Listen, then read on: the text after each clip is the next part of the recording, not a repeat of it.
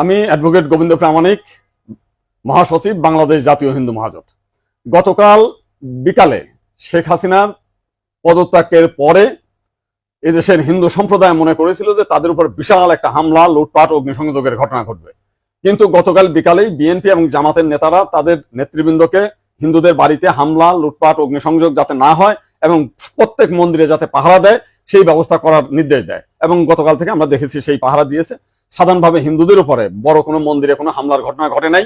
কিছু আওয়ামী লীগের হিন্দু নেতা আছে যারা বিভিন্ন সময় লম্পঝম্প করেছিল, তাদের বাড়িতে, শুধু হিন্দু বাড়ি না, মুসলিম আওয়ামী লীগ নেতাদের বাড়িতে হামলা হয়েছে, লুটপাট হয়েছে এবং সামান্য কিছু সুযোগ সন্ধানী এলাকা ভিত্তিক তারা কিছু সামান্য মন্দিরে হামলা করেছে, সেটা ব্যাপক বিষয় না। কিন্তু আমরা দেখলাম যে ভারতের রিপাবলিক এইটাকে নিয়ে ব্যাপকভাবে রিউমার ছড়াচ্ছে, নানান কিছু মিলে উদ্ভট কথাবার্তা বলছে। এবং আজকে দেখলাম শেখ হাসিনার নিয়ে তারা কাহিনী তৈরি করছে, বঙ্গবন্ধুর স্ট্যাচু মানে ভাঙছে, সেটা নিয়ে তারা খুব দুঃখে সাগরে ভাসছে। আমার এক সাংবাদিক ফোন দিয়েছিলাম, তাদের বলেছি যে আপনারা যদি শেখ হাসিনার জন্য যদি এত কান্না আপনাদের মধ্যে আসে, তো শেখ হাসিনা ভারতে গিয়েছে, আপনারা ভারতের প্রধানমন্ত্রী নরেন্দ্র মোদীকে সরিয়ে শেখ হাসিনাকে আপনারা প্রধানমন্ত্রী হিসেবে ঘোষণা করেন, সে ভারতও রক্ষা করতে পারবে, আপনার সেভেন সিস্টারও রক্ষা করতে পারবে। আপনারা তো প্রতিদিন বলতেছেন যে শেখ হাসিনা না থাকলে ভারতে সেভেন সিস্টার থাকবে না। তো এইবার আপনাদের একটা বিশাল সুযোগ আছে, আপনারা শেখ হাসিনাকে ভারতের প্রধানমন্ত্রী করেন।